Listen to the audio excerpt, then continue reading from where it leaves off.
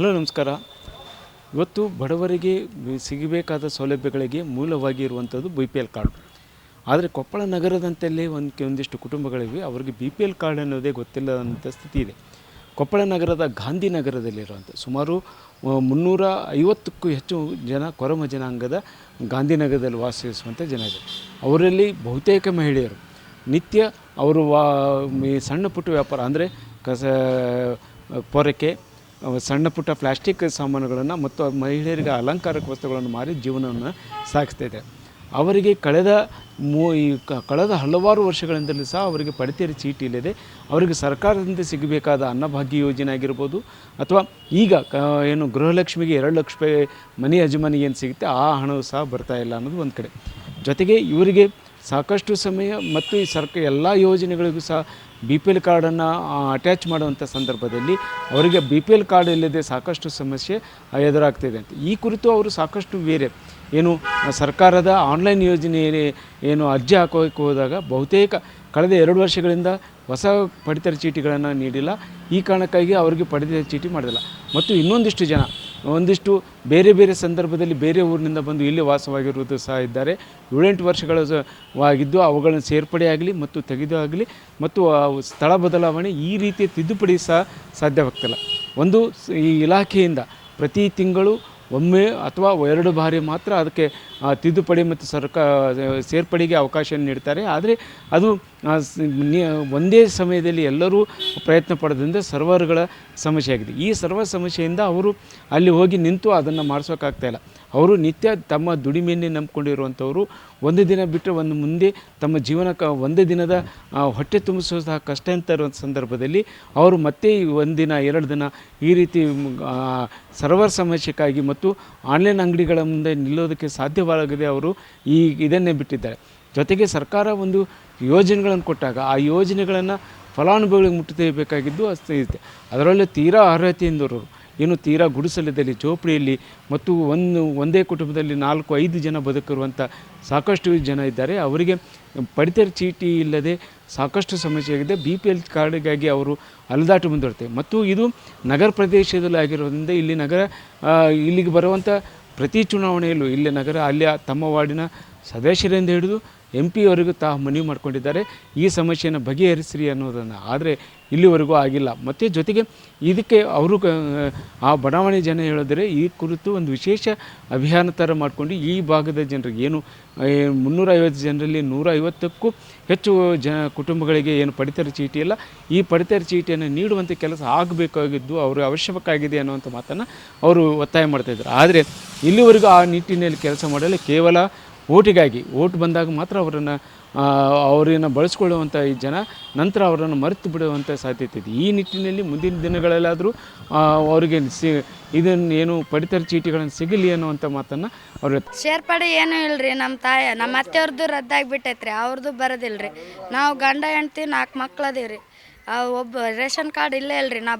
ಮದುವೆ ಮಾಡ್ಕೊಂಡಾಗಿಂದನೂ ಇಲ್ಲರಿ ration card. ತೋರ್ ಮನೆಗೆ ಏನು ಬರ್ತಿತ್ತು ರೀ ರೇಷನ್, ಇಲ್ಲಿ ಬರ್ದಂಗಿಲ್ಲ ರೀ. ಸಣ್ಣ ಹುಡ್ರಾಗಿದ್ದಾಗಿಂದ ಮಾಡಿಸಿದ್ರಿ. ಈಗ 4 ಮಕ್ಳು ಅದ ರೀ, 2 ಗಂಡ ಹೆಂಡ್ತಿ ಅದೀವಿ ರೀ. ರೇಷನ್ ಕಾರ್ಡ್ ಇಲ್ಲ ರೀ. ನಾವು ಪುಟ್ಟಿ ವ್ಯಾಪಾರ ಮಾಡ್ತೀವಿ ರೀ. ಎಲ್ಲರೂ ಅದ ಕೆಲಸ ಮಾಡೋರಿ. ಮತ್ತು ನಾವು ಹೊಟ್ಟಿಪಾಡಿಗೆ ಹೋದ್ರೆ ಯಾರು ರೇಷನ್ ಕಾರ್ಡಿಗೆ ಹೋದ್ರೆ ಅಲ್ಲಿಗೆ ಹೋಗಮ್ಮ ಇಲ್ಲಿಗೆ ಹೋಗ ಅಂತಾರೆ ರೀ. ಮತ್ತು ಸರ್ವರ್ ಇಲ್ಲ ರೀ ಅಂತ ವಾಪಸ್ ಕಳಿಸ್ಬಿಡ್ತಾರೆ. 4-5 ಸತಿ ಹೋಗಿರಿ, ಒಳ್ಳೆ ಬಂದಿರಿ, ರೇಷನ್ ಕಾರ್ಡ್ ಆಗಿಲ್ಲ ರೀ. ವಾರ್ಡ್ ನಂಬರ್ 23 ಗಾಂಧಿನಗರದ ಸರ ಈ ಪಡಿತರ ಚೀಟಿ ಸಲುವಾಗಿ ಭಾಳಷ್ಟು ಸಮಸ್ಯೆ ಆಗೈತೆ ಸರ್. ಪಾಪ ಬಡವರು ದುಡಿಯೋದು ಜನ ಅವ್ರು ಮುಂಜಾನೆ 6 ಗಂಟೆಗೆ ಹೋದ್ರೆ ಸಾಯಂಕಾಲ 6 ಗಂಟೆಗೆ ಬರ್ತಾರೆ. ಮಾನ್ಯ ತಹಶೀಲ್ದಾರ್ ಈ ಏರಿಯಾಕ್ಕೆ ವಿಶೇಷ ಪ್ರಕರಣ ಅಂತೇಳಿ ಇಂಥವ್ರಿಗೆ ಕಾರ್ಡನ್ನು ಕೊಟ್ಟರಪ್ಪ ಅಂದ್ರೆ ಒಂದು ಪುಣ್ಯಾರ ಬರ್ತಿತ್ತು. ಆದರೆ ಈ ಸರ್ವರ್ ಸಮಸ್ಯೆಯಿಂದ ಮತ್ತು ಹೊಸ ಕಾರ್ಡ್ ಇಶ್ಯೂ ಆಗ್ತಕ್ಕಂಥ ಸಮಸ್ಯೆ ಇರೋದು, ಆಗದೇ ಇರತಕ್ಕಂಥ ಸಮಸ್ಯೆ ಇರೋದು ಅದು ಆಗ್ತಾಯಿಲ್ಲ ಸರ್. ಅವು ದುಡಿಯೋ ಜನ ಬರೀ ಸರ್ವರ್ ಅವು ಹೊಸ ಕಾರ್ಡ್ ಅಂತೇಳಿ ಅರ್ಜಿ ಹಾಕ್ಕೊಂಡು ಕುಂತ್ರಪ್ಪ ಅಂದ್ರೆ ದುಡಿ ಮಾಡಾಕತ್ತೆ. ಅದು ಕೂಡಲೇ ತಹಶೀಲ್ದಾರ್ ಈ ವರ್ಗಾವಣೆ ಬಯಸಿ ಆಗ್ತಕ್ಕಂಥ ಕಾರ್ಡುಗಳು, ಹೊಸ ಕಾರ್ಡುಗಳು ತೊಗೊಳ್ಳೋರಿಗೆ ಆಮೇಲೆ ಸೇರ್ಪಡೆಯವ್ರಿಗೆ ಒಂದು ಸರಳೀಕರಣ ಮಾಡಿ ಕೊಡ್ಬೇಕು ಅನ್ನೋದು ನನ್ನ ಮನವಿ ಸರ್. ಸರ್ ಏನಿಲ್ಲ ರೀ, ನಾವು ಬಿಜಾಪುರದಲ್ಲಿದ್ದೀವಿ ರೀ. ಇಷ್ಟು ವರ್ಷ ಈಗ ಒಂದು 6 ವರ್ಷ ಆಯ್ತು ರೀ, ಈ ಕಡೆನೂ ಬಂದೀವಿ ರೀ. ಹೋಗಿ ರೇಷನ್ ಕಾರ್ಡ್ ಮಾಡಿಸ್ಕೋಬೇಕಂದ್ರೆ ಟೈಮ್ ಸಿಗಂಗಿಲ್ಲ ರೀ. ನಾವು ವ್ಯಾಪಾರ ಮಾಡ್ಕೊಂಡು ತಿನ್ನೋರು. ಒಂದಿನ ಹೋದ್ವಿ ಅಂದ್ರೆ 200-300 ರೂಪಾಯಿ ಬಿಟ್ಬಿಡ್ತೀವಿ ಅನ್ನೋ ಸಂಕಟಕ್ಕೆ ಹೋಗಿಲ್ಲ ರೀ. ಮಾಡ್ಸಕ್ಕಂತೂ ಹೋಗಿಲ್ಲ ರೀ. ಏನು ಸರ್ ಕಾರ್ಡ್ ಹೋಗಿಲ್ಲ ರೀ. 1-2 ಸತಿ ಹೋಗಿವ್ರಿ. ಸರ್ವರ್ ಬಿಜಿ ಬಂದೈತೆ ಅಂತ ಹೇಳಿದಕ್ಕೆ ಬಂದುಬಿಟ್ಟಿವಿ ರೀ ಸರ್. ಮನೆಗಿದ್ದಾಗ ಅಷ್ಟೇ ಹೋಗ್ತೀವಿ ರೀ. ಮನೆಗೆ ಇಲ್ದಾಗ ವ್ಯಾಪಾರಕ್ಕೆ ಹೋಗ್ಬಿಡ್ತೀವಿ ರೀ. ಅಂದ್ರೆ ಕಾರ್ಡ ಇಲ್ಲ ನಿಮ್ಗೆ? ಇಲ್ಲ ಸರ್, ಈ ಗೃಹಲಕ್ಷ್ಮಿ ದುಡ್ಡು ಇಲ್ಲ ಸರ್. ಕಾರ್ಡ್ ಇದ್ರೆ ರೀ ದುಡ್ಡು ಬರ್ತ್ರಿ, ಕಾರ್ಡ ಇಲ್ಲ ರೀ. ಇಲ್ಲ ಸರ್. ಎಷ್ಟು ಮಂದಿ ಇದ್ರು ಮನೆಯಾಗ? ನಾವು 2 ಮಕ್ಕಳು ಗಂಡ ಹೆಣ್ತೀರ 4 ಜನ ಇದ್ದೀವಿ ಸರ್. ಸರ್ವರ್ ಇಲ್ಲ ಅಂತ ಹೇಳ್ತಾರೆ ಸರ್. ಏನು ಸಮಸ್ಯೆ ಆಗಿತ್ತಮ್ಮ? ಏನು ರೇಷನ್ ಕಾರ್ಡ್ಗೆ ಮಾಡಿಸ್ಕೊಡಂತ ಹೋದ್ರೆ ಸರ್ವರ್ ಬಿಜಿ ಐತೆ ಅಂತ ಹೇಳ್ತಾರೆ ಸರ್. ಅದು ರೇಷನ್ ಕಾರ್ಡ್ ಇದ್ರೆ ನಮ್ಗೆ ಗೃಹಲಕ್ಷ್ಮಿ ದುಡ್ಡು ಹಣ ಬರ್ತೈತೆ ರೀ ಸರ್. ಯಾವುದೂ ಇಲ್ಲ ರೀ ಸರ್, ಎರಡೂ ಇಲ್ಲ. ಆಧಾರ್ ಕಾರ್ಡ್ ಒಂದು ಐತ್ರಿ. ಈಗ ಏನಂತಾರಮ್ಮ ಕೇಳಿದ್ರೆ ಅವರು? ನೀವು ಯಾರನ್ನ ಕೇಳಿರ ಅಧಿಕಾರಿಗಳು? ಯಾರನ್ನ ಕೇಳಿಲ್ರಿ ಸರ್. ಮತ್ತು ಎಲೆಕ್ಷನ್ನಾಗ ಕೇಳಿದ್ರೆ ಮಂದಿ ಇಲ್ರಿ ಸರ್.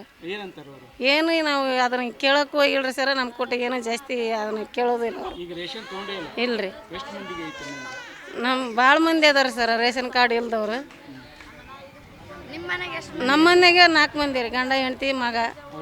ಅವ್ರು ನಮ್ಮ ತಾಯಿ ತಂದೆರಿಗೂ ಇಲ್ರಿ ಸರ್, ಅವ್ರದ್ದು ರದ್ದಾಗಿಬಿಟ್ಟೈತಿ. ಅವ್ರ ಬಾಜಕ್ಕೆ ನಾವು ಇದೀವಿ. ನಾವು 15 ವರ್ಷ ಆಯ್ತು ರೀ ಇಲ್ಲಿ ಬಂದು. ಏನೇನು ಇಲ್ರಿ ಸರ್.